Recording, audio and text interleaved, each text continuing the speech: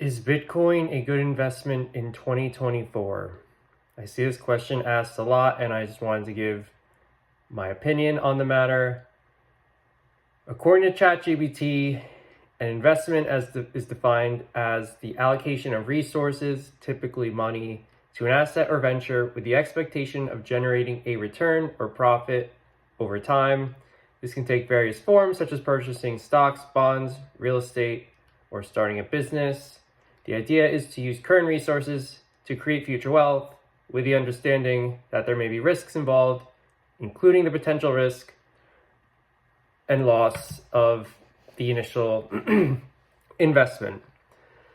So Bitcoin, of course, is, a very young asset class, only about 15 years old, almost 16. In January, it'll be 16 years old. And, there's a lot of risk that comes with it being young. Something, like the stock market, of course, real estate and gold, these things have been around, have been tried and true methods for many people to accumulate wealth over years, decades, even throughout generations. Holding these assets definitely be considered a good investment. Compared to holding something such as US dollars, which we've seen over the past century lose upwards of 95, probably closer to 99% of its value since then. So what these people have done over the past, say century, of course longer, but, people putting their value in dollars into investments, whether that's real estate, stocks, gold, things like that, have seen their investments produce a real return as opposed to something like cash, which is, of course, just a melting ice cube. So not to say that these other things are bad investments, but Bitcoin, of course, is different in many ways, and I believe it is one of the best investments you can make. A lot of people think they've missed the boat with Bitcoin.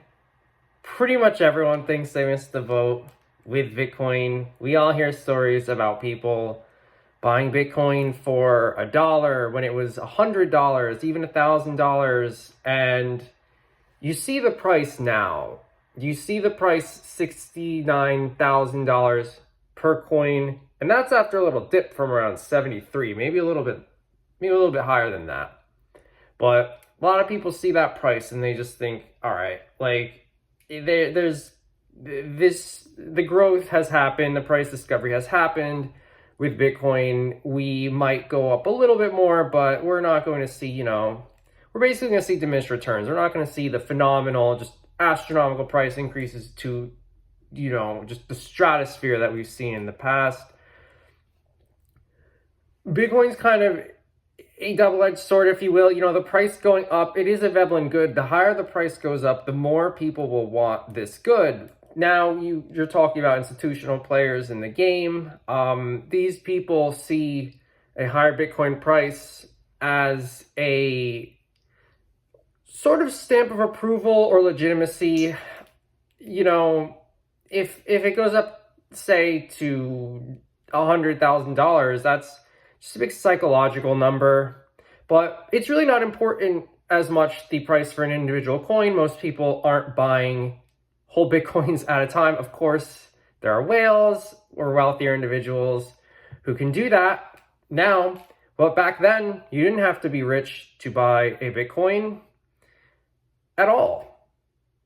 What has changed is the amount of money that's been printed and put into Bitcoin, as well as the halving reward for new Bitcoin, meaning the new incoming supply of Bitcoin every 4 years decreases, but more on that in a minute. Bitcoin has performed extremely well, even compared to other assets. I've mentioned in my other videos, you've seen the S&P index do very well this year to date, and over the last 365 days. Same with gold. Of course, real estate has just gone up, especially over the last 5 years. Now, Bitcoin has outperformed all of them. Bitcoin is up 56% year to date. Over the past year, it's up 98%. And then over the past 5 years, I think it's around 680% return. So what is that? Almost an 8x. It's really just not even close. And this is usually what brings people into Bitcoin. They hear about these ridiculous meteoric rises in price, and they just really want a piece of the action.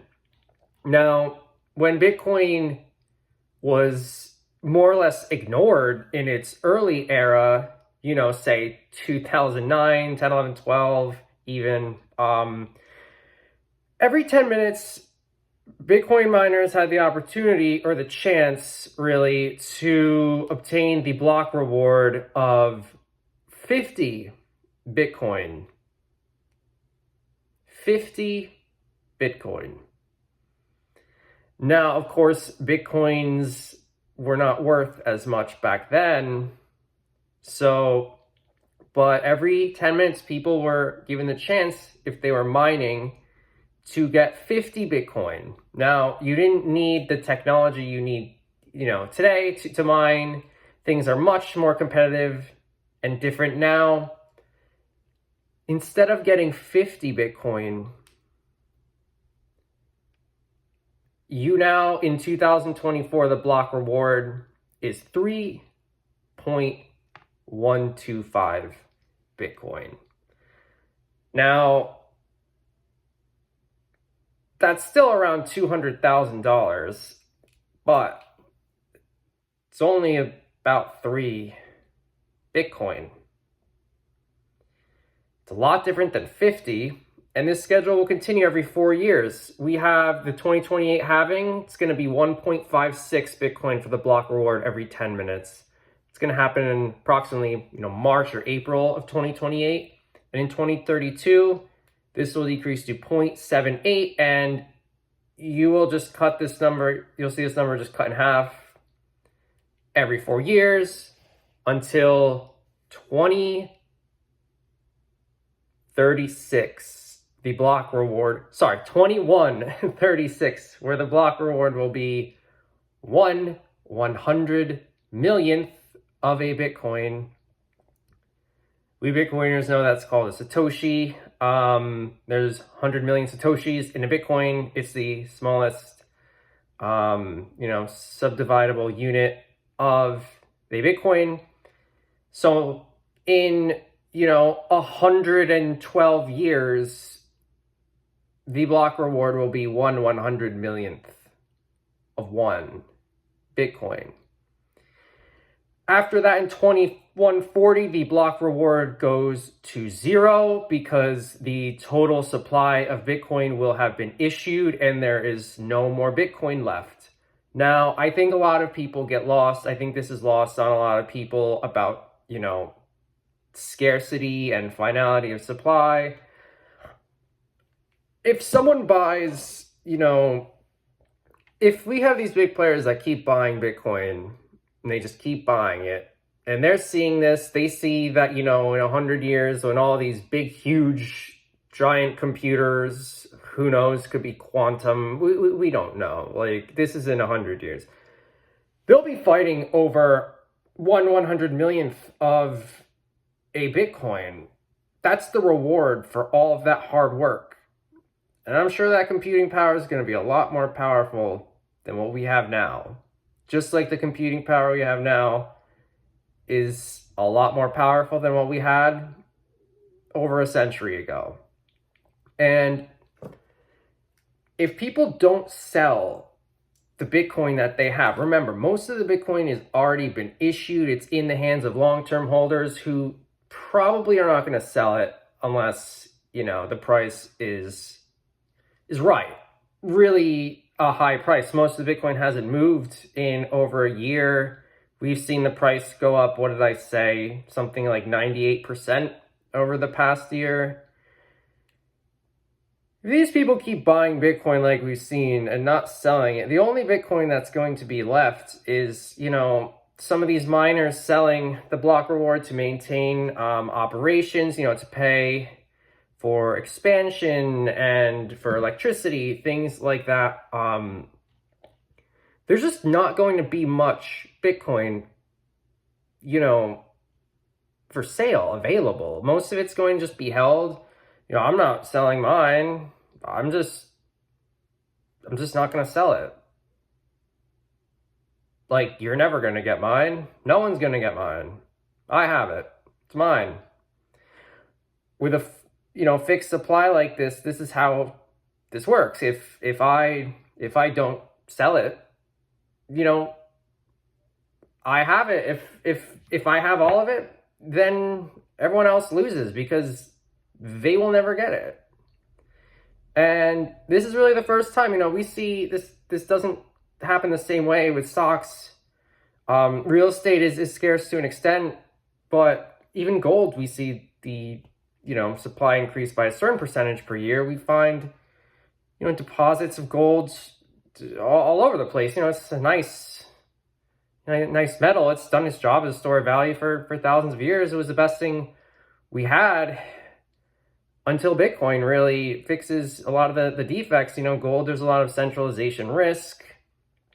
A lot of paper gold. You can say it's a lot harder to play those games with Bitcoin. And even if people do play those games with Bitcoin, we've seen what has happened in the case of Sam Bankman-Fried's FTX. We have Celsius, BlockFi Voyager, 3AC, all of these debacles. We now have gotten rid of a lot of these bad players, and now the big boys are in. We have BlackRock, Fidelity, Michael Saylor just buying all of the Bitcoin. And that's the thing. This man has over 250,000 Bitcoin for his company. Probably has, I think he's confirmed he has at least 17,000 Bitcoin personally. I'm sure that number is a lot higher. Let's be real. That was years ago.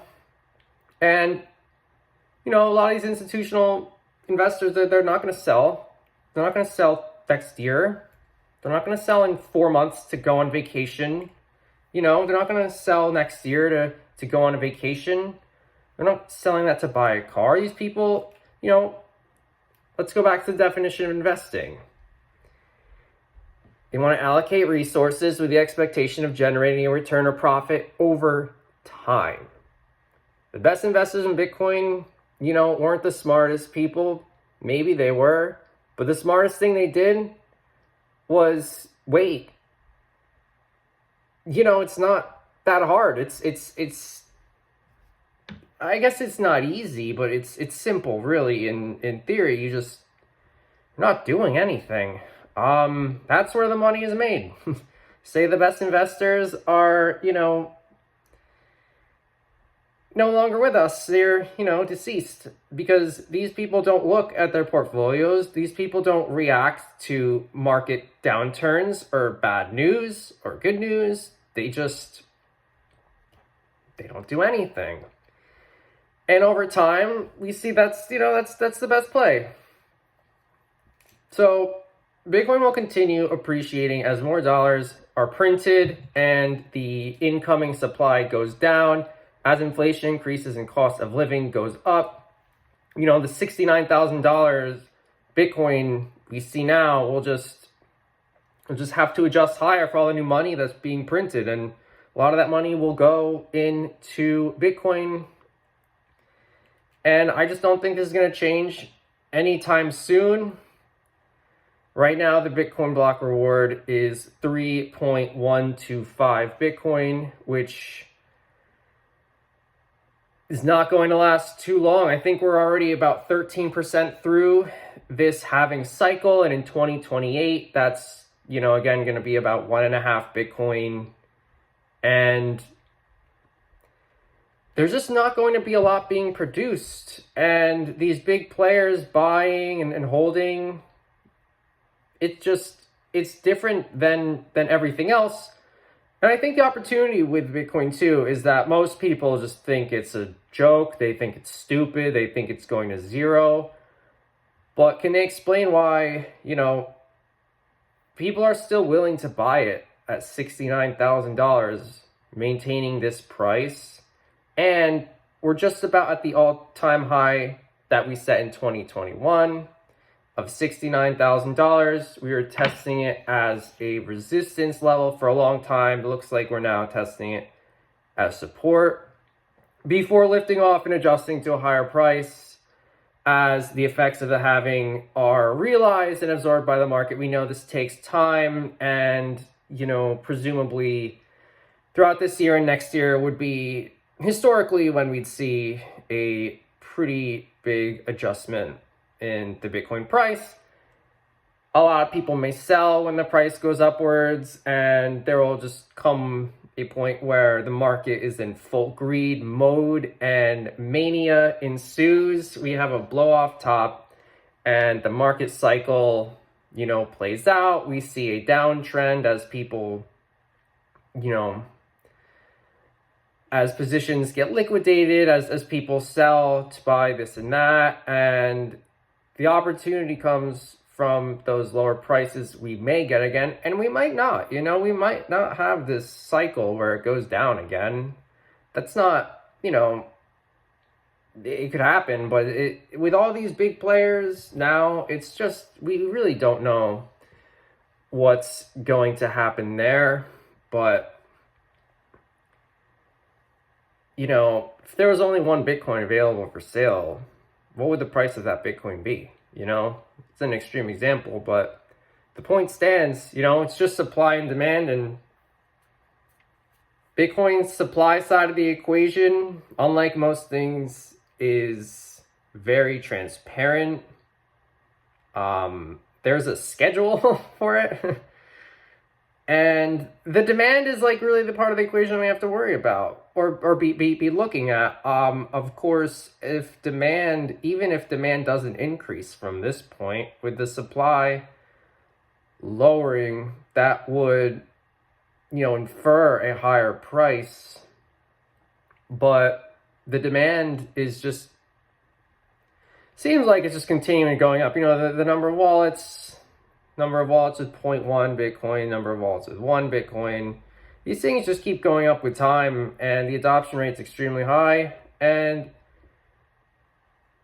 like I said before, I think the opportunity here is that, a lot of people with money, these people put money in, VOO, VTI, Spiders, NASDAQs. They put it in real estate. They do, maybe they're landlords. They want to generate cash flow. This is how people have been making money, and then at a certain point, maybe some fixed income. But most people see this, if they have a finance background, they just think this is either too good to be true. It can't be something this simple. But people who've been investing in Bitcoin have been outperforming everybody, really. I mean, there's a few exceptions, on certain timelines, but overall, Bitcoin is just winning right now. I mean, we've crashed down to $69,000. We crashed down. I saw an article. Bitcoin crashes to $69,000 per coin. We'll see, we'll see this. We'll continue to see this. Bitcoin will crash down to $100,000. Bitcoin crashes to $150,000. I mean, maybe the price is going down temporarily, but there's your opportunity. Right now you can buy Bitcoin for the same price you could buy it 3 years ago, right? 2021. Yep. Yeah, there's your opportunity. You're not going to be able to buy at this price for very long. And I think Bitcoin's a good investment because, there's no carrying costs. It outperforms everything. And the name of the game is just waiting. And because it's a fixed supply, whatever you get is yours and no one else's. And I'm just stacking as much as I can right now. I'm just, making sure I have enough. And, right now, at some point, the amount that we have, if it doesn't seem significant, would be, you know, a lot of money. There are people who had 50 Bitcoin back in the day. I'm sure it wasn't a big, you know, dollar amount of money, but the dollar amount isn't what's important. You know, you gotta like switch gears a little bit. Like, I'd rather have 50 Bitcoin in 2009 than 3 in 2024. And we'll just continue to see this. You know, like, if you look at the halving schedule, like I said, the block rewards are going to be less than 1 Bitcoin in 2032. So you have about, you know, 8 years for the block reward to be more than 1 Bitcoin. And then all of this computing power and energy is going to be fighting over pieces, you know, portions of 1 Bitcoin. You know, looking at this now in 2044, so 20 years, the block reward's 1/10 of a Bitcoin. 1/10. What do you think 1/10 of a Bitcoin is going to be worth in 20 years? These are the ways that you should be looking at Bitcoin. It is different than most other assets. There is no, you know, cash flows, no balance sheet, no CEO, of course, none of this. And the fact that Bitcoin's available to everybody, anybody, 24/7, permissionless, it's just a good idea. It's just good money. And fiat printing, you know, it just, I feel like Bitcoin kind of just holds, you know, shines a light on the silliness of the way things are now. One of my last videos is about the cost of living crisis. There's a cost of living crisis if your money is in dollars. If you are holding Bitcoin, your cost of living is going down. And really, that's the point of investing. You want to generate a return or profit over time, and Bitcoin has done that better than anything else.